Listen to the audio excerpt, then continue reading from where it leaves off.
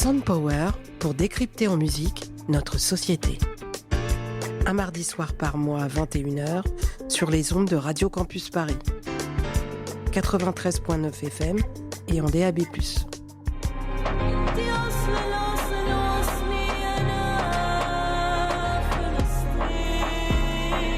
Connais-tu France Fanon, Aimé Césaire, Eugène Monat et Émile? Sais-tu que mes cousins se foutent des bains de mer et que les cocotiers ne cachent rien de la misère? Bonsoir chers auditeuristes, bienvenue dans ce 10e épisode de Soundpower, votre émission mensuelle musicale et de société sur Radio Campus Paris. Aujourd'hui, nous allons parler des Touaregs. Au programme ce soir, en première partie d'émission, nous allons partir en voyage au rythme des chants et du blues du désert. En deuxième partie pour l'interview, nous écouterons Ousmane Agmossa, leader du groupe Tami Kress. Il nous parlera de la musique Touareg et de son nouvel album Asikel. Et nous aurons également avec nous Ladji Karamoko Ouattara, historien en relations internationales. Il nous racontera l'évolution du nomadisme à travers l'histoire chez les Touaregs et la question sécuritaire au Sahel. Les Touaregs se prénomment les Kel Tamashek, ceux qui parlent la langue tamashek. Organisés en tribus et en confédérations, ils sont les habitants ancestraux du Sahara et du Sahel, répartis entre 5 États, Mali, Niger, Burkina Faso, Algérie et Libye. Ces Berbères ont traversé les dunes pendant des millénaires en déplaçant leurs tentes avec pour principale activité économique le pastoralisme. Mais seuls les nobles, qui élevaient les dromadaires, parcouraient de longues distances à la recherche d'espèces végétales variées. Grâce à l'animal à bosse, les aristocrates guerriers contrôlaient de vastes territoires habités par d'autres classes de Touaregs pratiquant un pastoralisme plus modeste d'ovins et de caprins. Le nomadisme était en fait un réel système politique. Après les découpages coloniaux, les hommes du désert n'étaient plus aussi libres dans leurs déplacements. Chez les Touaregs, la musique joue un grand rôle. De tradition orale, les poèmes chantés racontent l'amour ou les guerres.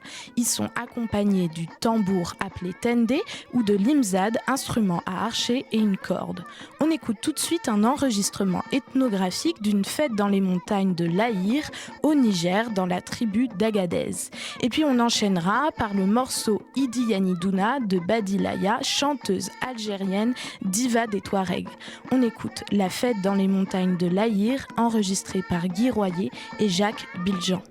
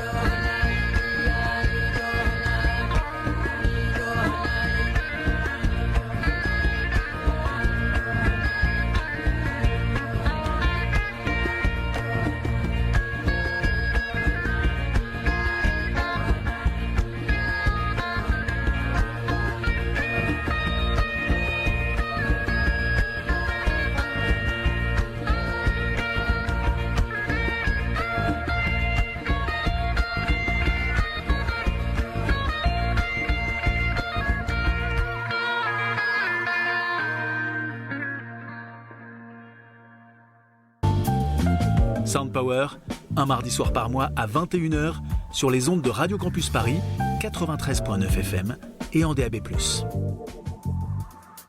Après la décolonisation, les nouvelles frontières découpèrent les territoires des Touaregs. Une série de révoltes de 1990 à 2012 éclata contre les nouveaux États indépendants. En 1963, les Touaregs de l'Adar refusèrent le rattachement de leur région au Mali. La répression de l'armée malienne provoqua alors l'exil des Kel Adar vers l'Algérie et vers le sud de la Libye. Les jeunes Ichoumar, venant du terme chômeur en français, emportèrent avec eux des bidons d'eau pour affronter le désert, mais ils emportèrent aussi le sens de la fête et leur musique. Ce contexte répressif où les Touaregs étaient devenus des clandestins dans les pays où ils se sont réfugiés était pourtant stimulateur musicalement. Le bidon qui sauva les migrants de la soif se transforma au cours des années 70 en tambour ou en guitare. Jusque dans les années 80, de nouvelles vagues de migration depuis le Niger et le Mali arrivèrent en Libye. Kadhafi avait ouvert ses portes à ces jeunes chômeurs et les forma pour devenir des soldats. Il soutint le mouvement Ichoumar, dont l'objectif était de libérer les régions Touareg du Mali et du Niger. C'est à ce même moment, à la fin des années 70, que le genre musical, aussi appelé Ichoumar, se développa. Ibrahim Ag El Habib et Iteyeden Ag Ablal, qui avaient rejoint le mouvement en Libye, ont fondé ce genre musical avec le collectif Tinariwen. Les poèmes accompagnés à la guitare étaient des appels à la mobilisation pour la reconquête de leur pays et de leurs droits. La musique traversa les dunes grâce à des cassettes qui propagèrent aux Touaregs restés au pays la conscience nationaliste émergente. Nombreux se sont engagés après l'écoute de ces cassettes. En 1990, une nouvelle révolte survint et dura jusqu'à 1996. Le morceau qu'on va écouter, intitulé « Le chant des fauves », est basé sur un poème écrit en 1986 en Libye et met en garde directement le Niger et le Mali. On écoute « Le chant des fauves » de Tinariwen.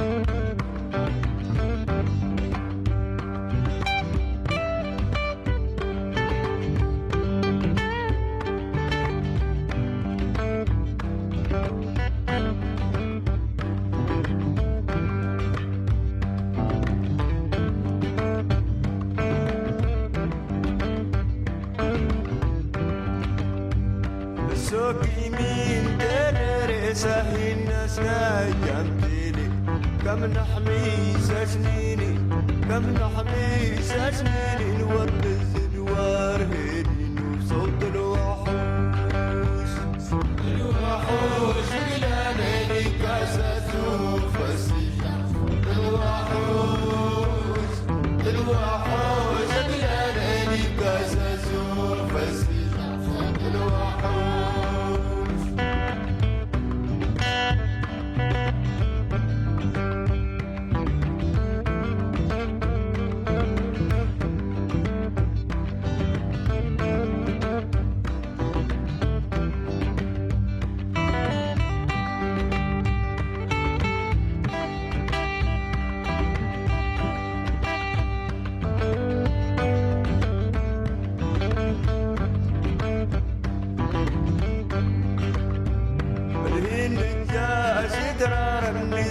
الحاق تنضل ظلمت يولغن ظلمت يولغن كنت نموت الدرم صوت الوحوش الوحوش ليالي كسسوا فسجح الوحوش الوحوش ليالي كسسوا فسجح صوت الوحوش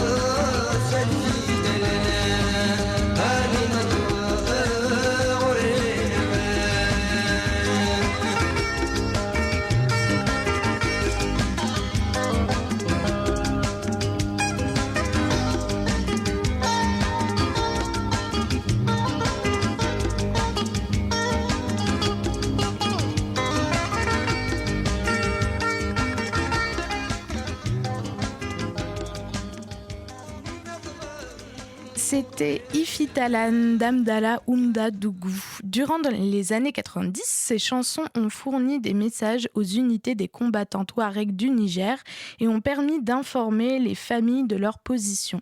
Un accord de paix fut signé en 1995 avec le gouvernement du Niger et Abdallah Oubadougou déposa les armes. Il se consacra à sa communauté en créant 2 écoles de musique à Arlit et Agadez. Il chanta l'unité des Touaregs, la paix et la préservation du désert face à son exploitation et face aux sécheresses. Sound Power, un mardi soir par mois à 21h sur les ondes de Radio Campus Paris, 93.9 FM et en DAB+.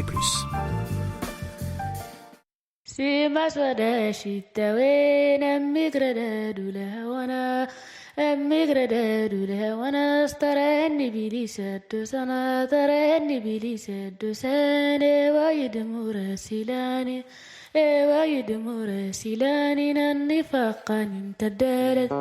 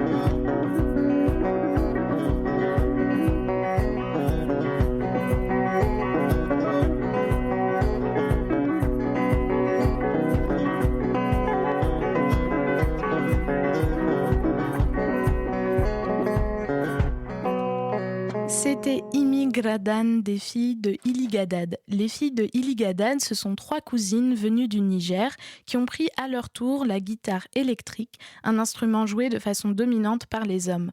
On clôture cette première partie par Kelassouf avec un morceau au son plus brut, marqué par le rock, Amgar de Kelassouf.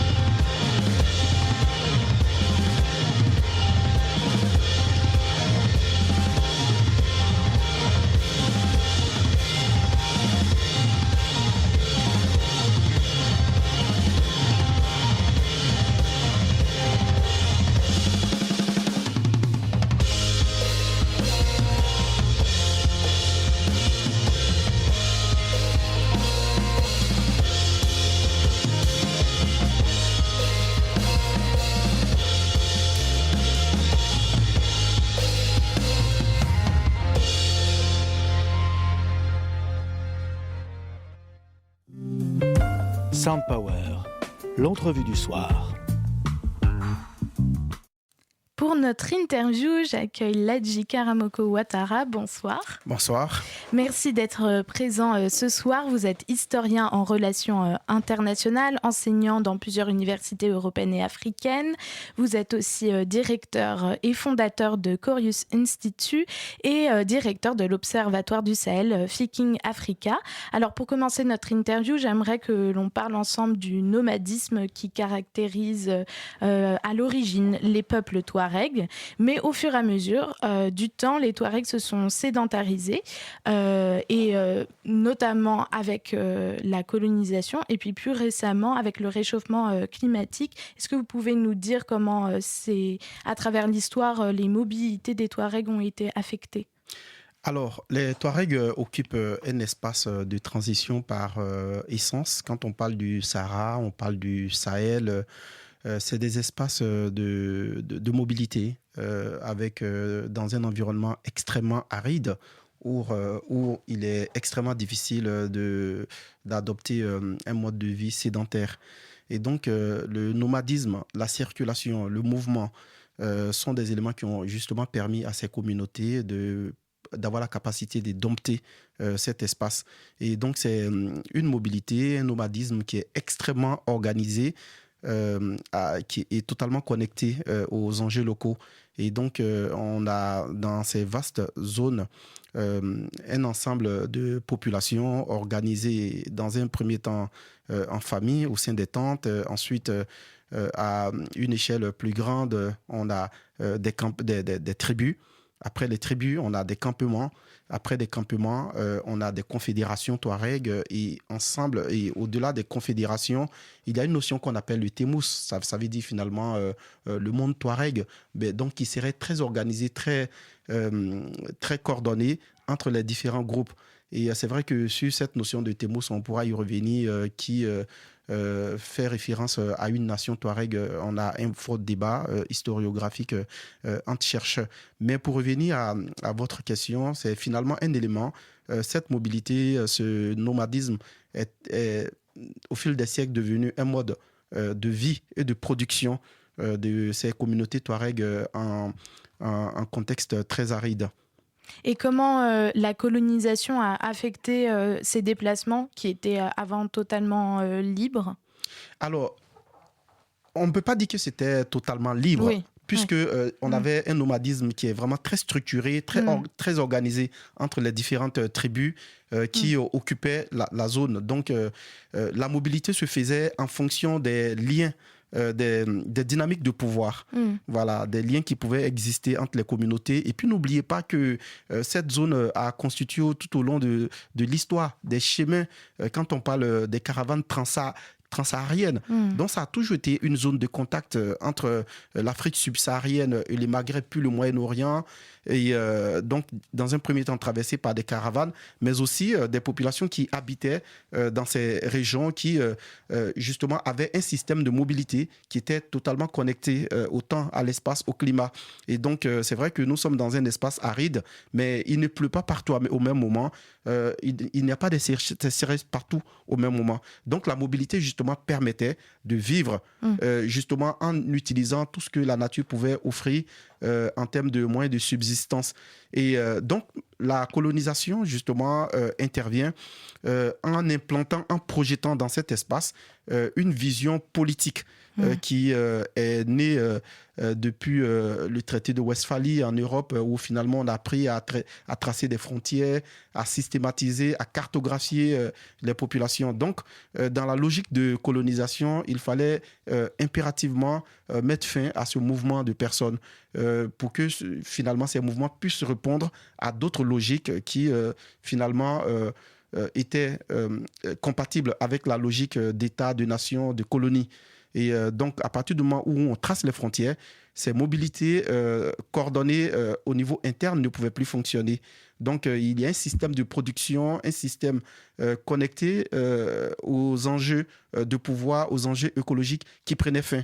Et finalement, les Touaregs, ces communautés, allaient répondre à une autre logique dictée depuis la métropole. Alors, avant de reprendre la suite de notre discussion, on va écouter Ousmane Agmossa, qui est leader de Talmi Crest, que j'ai interviewé il y a 2 semaines lorsque le groupe était de passage à Paris pendant leur tournée. Bonjour Ousmane Agmossa. Bonjour. Merci beaucoup pour votre présence, pour cette interview. Alors, vous faites partie du groupe Tamikres, formé en 2006, qui veut dire coalition et avenir en langue tamashek, et qui réunit les membres originaires du Mali, du Niger, de l'Algérie et de la France. Alors, on commence un peu par vos débuts. Est-ce que vous pouvez nous raconter vos premiers souvenirs musicaux ? Oui, en fait, c'est vrai que j'ai commencé à jouer de la guitare à peine avant la création du groupe en 2006. Je pense 3 ans avant. J'étais toujours inspiré par la musique. Au début, c'était vraiment pour me faire plaisir parce que j'aime beaucoup passer du temps avec la guitare, ça me fait du plaisir. En ce moment-là, j'ai pas une ambition en fait d'aller au-delà en fait pour devenir musicien de scène en fait. Non, c'est plutôt pour moi. Mais en 2006, je crois on a changé d'avis, on a formé ce groupe. Et vous faites partie du courant Ishuma, fondé par le groupe Tinariwen. Quelle est l'importance et l'influence qu'a eu Tinariwen sur votre musique ? Comme Tinariwen, en fait, ils ont créé ce groupe avant même ma naissance, en fait, dans les années 80. J'avais l'âge de 7 ans, j'ai déjà commencé à écouter leur musique sur des cassettes, en fait. Et ça m'a complètement influencé. Et surtout les textes qui me touchent énormément aussi. Les jeux de guitare, surtout d'Ibrahim et de Tinariwen. On va parler un peu de votre dernier album qui vient de sortir, qui s'appelle Asikel, qui veut dire voyage ou périple. On retrouve votre son ancré dans le rock et le psychédélisme. Mais aussi pour cet album qui a un teinté un peu de nostalgie.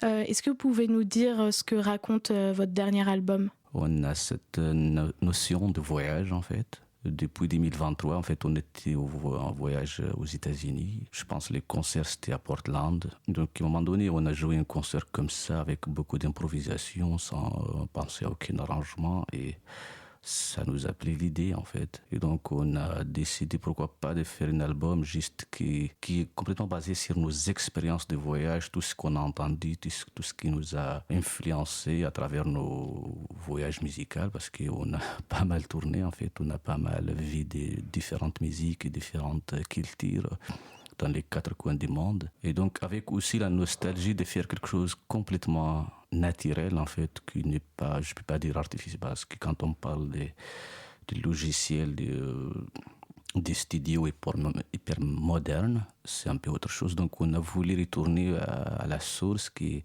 les enregistrements cassettes, en fait. Donc, c'est pour cela qu'on a décidé d'enregistrer sur bande analogique des années 60. Et de jouer tous en même temps dans une salle comme ça. En live, en direct. Exactement, comme ça, on trouve quelque chose d'hyper naturel, en fait. Même si on peut sentir certains défauts, c'est humain, en fait. Et c'est ça qu'on cherche. Et les grains, en fait, aussi des sons de bandes analogiques qui nous fait retourner dans les années 60 et les années 70. Et même pour nous, les années même 90, on écoutait déjà la musique sur les cassettes radio. Donc voilà, on est retourné dans ces salles, les voyages, en fait. Je crois aussi que la nostalgie, elle se ressent dans vos textes aussi, sur ce que vous racontez. Est-ce que vous pouvez un peu nous dire plus ce que vos textes racontent dans ce dernier album ? On parle beaucoup, en fait, de la situation, en fait, de chez nous dans le désert. Pour ceux qui ne connaissent pas, les Touaregs au Kaltamachek, qui avant, il y a juste 70 ans, avant le découpage territorial ou la colonisation, ils étaient les habitants du désert, ils étaient hyper libres de pratiquer leur mode de vie, de garder leur culture, en fait, leur même écriture, et surtout cette liberté d'aller où ils veulent, en fait, dans le désert, et exercer leur mode de vie exactement comme ils veulent. Mais ce qui a complètement changé au fil du temps, en fait, depuis le découpage territorial jusqu'à aujourd'hui. Aujourd'hui, je pense qu'on jette juste un petit coup d'œil à ce qui se passe dans les Sahel et les déserts. C'est catastrophique. Donc, les textes parlent de cette nostalgie que nous avons, en fait, auparavant, qu'on a complètement perdu. Et puis dans cet album, il y a aussi Ibrahim, justement, qui participe de Tinariwen. Qu'est-ce que ça vous a fait de collaborer ensemble pour la première fois ? Pour Ibrahim, en fait, comme je viens de dire avant, il était un peu clé aussi de ce qui m'a amené, en fait, dans les jeux de guitare. Mais avant, en fait, je les voyais, on se rencontre, on joue quelquefois juste comme ça, mais Exactement, notre première fois de faire une collaboration sur un album, c'est cette fois-ci. Exactement comme je viens de dire avant, quand l'idée était venue en fait en Portland. Par coïncidence, le jour d'après, ou je sais pas, 4 jours après, plus tard, on a joué à Seattle en fait. Et on a joué en même temps Tinariwen et Tamikres juste à côté. Et quand nous on a fini l'album, les concerts, on est parti en fait dans leur concert. J'ai trouvé Ibrahim, on a parlé, après je lui ai évoqué l'idée de faire une chanson plus tard dans un album, ce qu'il a directement accepté, il trouvait que c'est intéressant. Quand on a enregistré l'album en Hollande, en fait, la fin de 2025, j'ai pris tous les pistes, je suis allé dans le désert, là où il se trouvait dans son endroit calme, hyper naturel, avec les petits moyens de bord en fait pour enregistrer en fait son jeu de guitare sur une chanson et sa voix. Donc c'est comme ça qu'on a enregistré et que ce que j'ai renvoyé plus tard au producteur, voilà, pour les filtrer.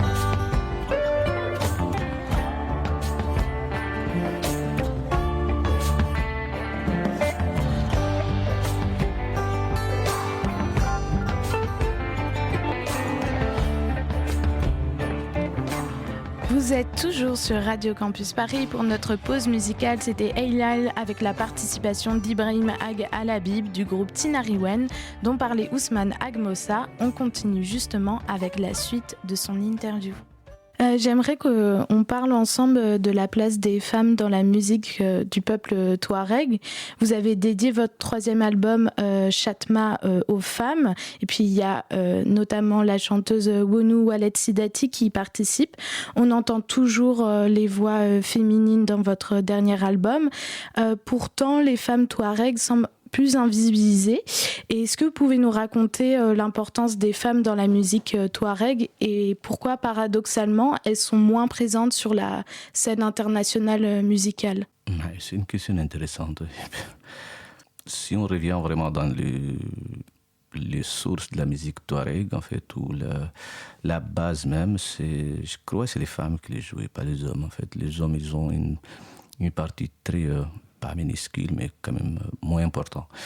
Parce que souvent, dans les fêtes, en fait, c'est les femmes qui jouaient une certaine tambour qu'on appelle tendé en fait et chanter sur ce rythme-là. Et c'est le même rythme que vous trouvez aussi si qu'on essaie d'utiliser même en composant sur des guitares électriques. On reste sur ces mêmes rythmes que les femmes ont inventés il y a des siècles.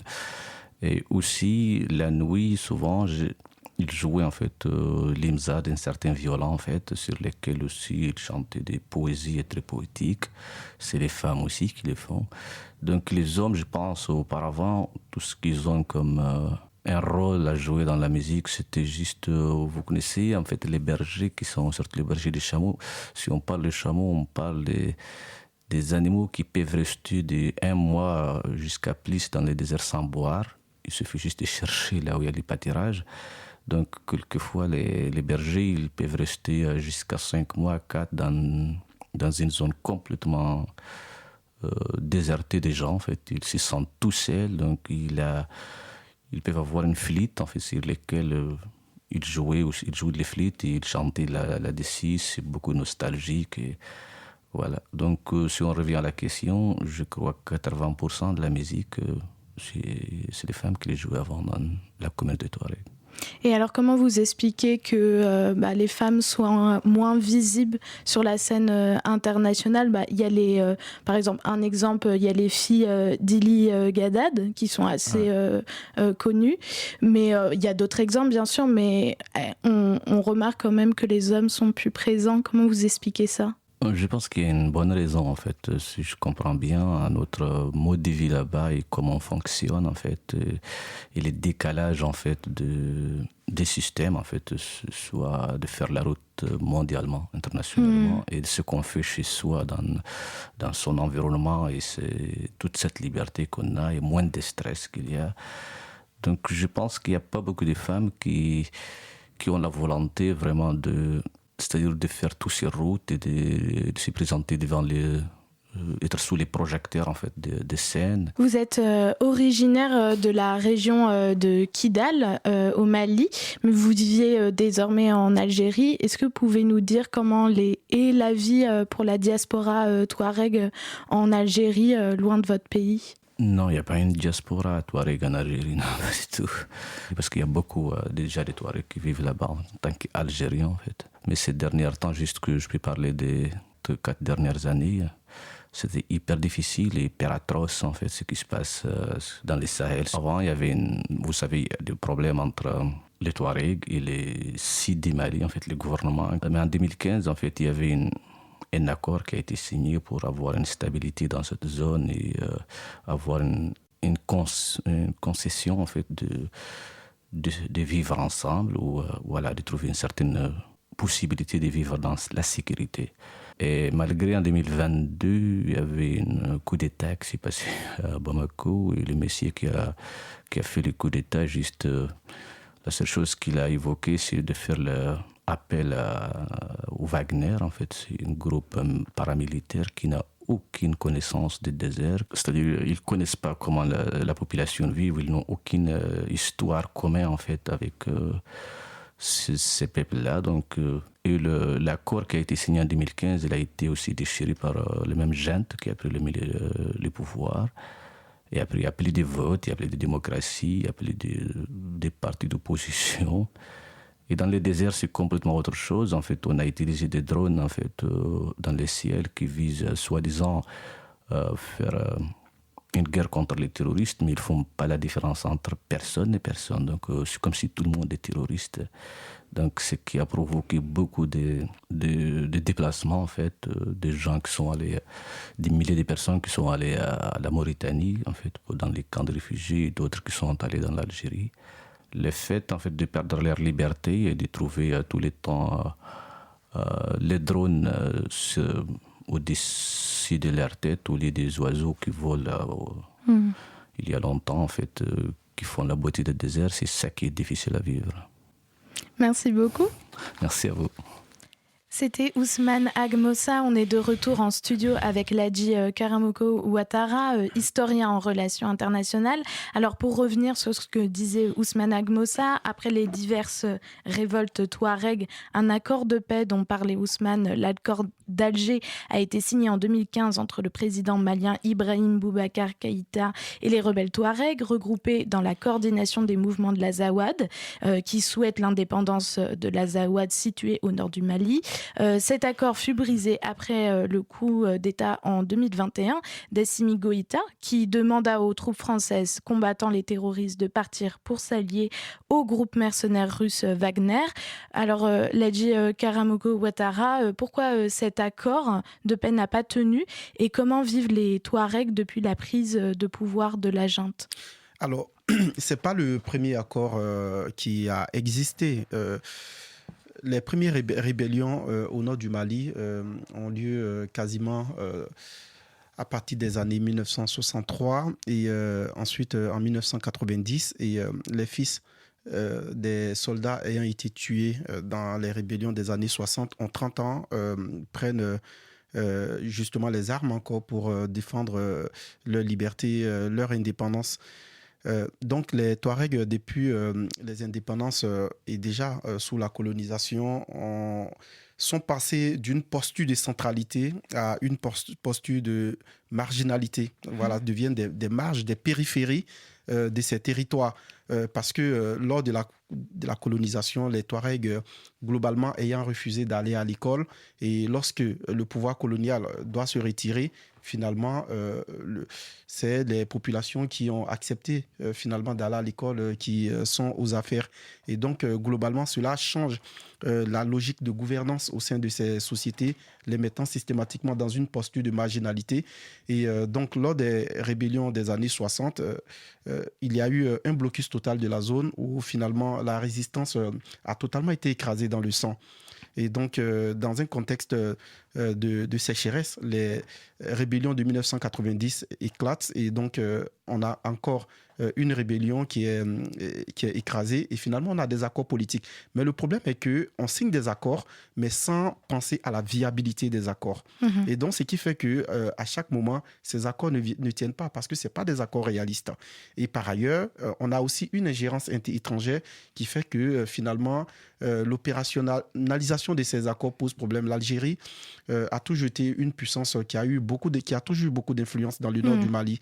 Et avant aussi la mort de Kadhafi, il y avait une concurrence. Et donc, ces ingérences à la fois étrangères, mais aussi un manque d'investissement et de réelle politique d'intégration des Touaregs au nord du Mali fait que finalement, nous sommes dans une situation de perpétuel recommencement. Notamment concernant ces rébellions armées indépendantistes. Et peut-être vous pouvez nous parler de la spécificité du Mali en faisant un pas de côté au Niger, où vous avez notamment fait votre travail de recherche, où là, les Touaregs sont beaucoup plus intégrés, en tout cas mieux intégrés à l'appareil politique. Alors, on a plusieurs chaînes d'analyse successives qu'on peut évoquer. Dans un premier temps, après les indépendances, au nord du Mali, au Mali, on a un premier président, Modibo Keïta, qui est d'obédience socialiste. Donc, systématiquement, qui trouve que les Touaregs, dans leur hiérarchisation, dans leur organisation hiérarchique, parce qu'au sommet de la hiérarchie, on trouve les nobles guerriers qui, notamment, possèdent des dromadaires, des chameaux, qui commandent les hommes, qui répondent à ce qu'on appelle au code de l'honneur. Et ensuite, on a les vassaux. Après les vassaux, on a les religieux. Après les religieux, on a les tributaires, on a des hommes libres. Ensuite, on a aussi des artisans. Et après, on a des esclaves aussi. Des esclaves. Donc, concrètement, aux yeux de ce pouvoir socialiste, on trouve que les Touaregs sont finalement une société esclavagiste. Et donc, concrètement, on n'a pas mis des politiques incitatives, des politiques d'intégration.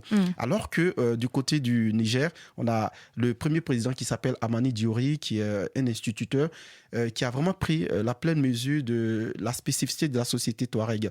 Et donc, dès le départ, dans ses premiers gouvernements, il met des Touaregs, par exemple, un monsieur très respecté, un noble qu'on appelle Moudou Zakara, a été chargé de la gestion, de la mise en place des politiques d'intégration du Nord. Et donc, dès les indépendances, justement, cela a permis à bien fonctionner. Et ensuite, quand on prend les dernières rébellions qui ont commencé dans le sillage de la guerre en Libye, au Mali, lorsque les Touaregs reviennent, les mercenaires ne sont pas désarmés, alors qu'au Niger, systématiquement, les mercenaires sont désarmés d'une part, et d'autre part, on avait un premier ministre Touareg qui était aux affaires, qui a su assurer la coordination avec ces populations, ce qui n'a pas été le cas au Mali. Et surtout, le Mali ne fait même pas frontière avec la Libye, contrairement au Niger. Et donc, dans la gestion, et aussi même quand on remonte dans les années 70, lorsqu'on a eu des années de sécheresse, on a mis en place des politiques pour pouvoir justement intégrer ou créer des couloirs de transhumance vers le sud pour que ces Touaregs puissent justement avoir un repli. Et donc, les systèmes d'intégration au Mali et au Niger ont été totalement divergents. On a eu une diversité d'approches. Et ce qui fait qu'au Mali, malheureusement, la question se pose encore avec beaucoup plus d'acuité. Alors, j'aimerais un peu votre éclairage sur l'actualité. Au Mali, pour assurer la sécurité du pays, Assimi Goïta, chef de la junte, continue son partenariat avec la Russie, mais avec un groupe, le nom change, Africa Corp. Ce partenariat est insuffisant car le 25 avril, le groupe djihadiste, le JNIM, affilié aux indépendantistes Touareg et le FLA, le Front de Libération de l'Azawad, ont mené des attaques coordonnées dans les villes du Mali. Plusieurs analystes parlent que l'accord entre le JNIM et le FLA est un accord de circonstance, car leurs objectifs sont différents. Est-ce que vous êtes d'accord avec ça ? Écoutez, on n'a qu'à simplement écouter la Ousmane Agmossa pour comprendre que finalement, il n'y a pas de compatibilité. Quand il parle des femmes, en société touareg, les femmes ont toujours été libres, indépendantes. Contrairement aux hommes qui se voilent, la femme n'est pas voilée. La femme a toujours été dans les métiers de l'art, de la poésie. La femme a toujours eu un rôle extrêmement central au sein de la famille, ce qui n'est pas du tout compatible avec la vision de l'islam rigoriste prôné justement par les mouvements terroristes. Et donc concrètement, d'un point de vue idéologique, d'ailleurs les Touaregs s'appellent les hommes libres. Voilà, donc concrètement, en termes de rapport à la liberté, de rapport à la religion, on n'a pas du tout de compatibilité. Pourtant, si je peux faire un contrepoint, la frontière a été longtemps poreuse entre les Touaregs et les terroristes, les djihadistes. On peut prendre l'exemple d'une figure, Iyad Ag Ghali. Est-ce que vous pouvez un peu nous parler ? Alors, là, ce que je souhaite relever, quand on a des groupes indépendantistes, mais cela ne renvoie pas à l'ensemble de la communauté Touareg. Et donc, voilà, il faut quand même faire le distinguo. Et que, notamment, tous les Touaregs ne veulent pas l'indépendance de l'Azawad. Et que tous les Touaregs ne sont pas des alliés des groupes terroristes. Iyad Ag Ghali, qui est-il ? Son père a été tué lors des premières rébellions dans les années 60. Et donc, après les accords de paix, il a été aussi un leader des groupes Ouchoumar dont vous parlez. Parce que les Ouchoumar, c'est finalement des jeunes déscolarisés, désocialisés, qui vont justement dans les caravanes. Donc, il a été dans les légions islamiques et il a combattu au Liban sur plusieurs champs de bataille de Kadhafi. Mais concrètement, après les accords de paix des années 90, il a été intégré au sein du gouvernement. Il a même été le conseiller spécial du président. Ensuite, il a été consul à Djeddah où il s'est radicalisé. Mais si vous le voyez, en fait, c'est l'histoire qui recommence parce que dans le sillage des premières rébellions Touareg qui ont conduit à une collaboration avec les groupes terroristes en 2012, ça n'a pas fonctionné parce qu'il y avait une vision totalement opposée. Alors que les Touaregs étaient dans une logique d'indépendantisme, finalement, les groupes extrémistes terroristes étaient dans une logique d'imposer la charia, un islam rigoriste. Et donc, finalement, c'est vrai que Iyad Ag Ghali gère ces groupes terroristes, mais cela ne veut pas dire que, finalement, tous les Touaregs se reconnaissent en lui, épousent les thèses ou les idéologies, la vision des groupes terroristes au Sahel. On va se quitter sur ça parce que l'émission touche à sa fin. Merci beaucoup, Ladji Karamoko Ouattara pour votre présence. Je remercie également Ousmane Agmossa pour sa participation. Les actualités de nos invités, vous pouvez retrouver Tammy Kress en concert en France et en Europe jusqu'à cet été. Ladji Karamoko Ouattara, on peut vous lire avec le livre que vous avez dirigé, Le Sahel, enjeux géopolitiques et stratégiques au XXIe siècle, aux éditions Kartala. Merci à la réalisatrice de l'émission, Suzanne. C'était la dernière émission pour cette saison, mais on se retrouve à la rentrée. En attendant, vous pouvez écouter ou réécouter pendant votre été les 10 épisodes disponibles sur le site de Radio Campus Paris, sur vos plateformes de podcast. Je serai également active sur Instagram pour vous recommander les dernières pépites musicales estivales. On se quitte sur le morceau Imanine de Tammy Kress. C'était Sound Power. Très belle soirée sur Radio Campus Paris.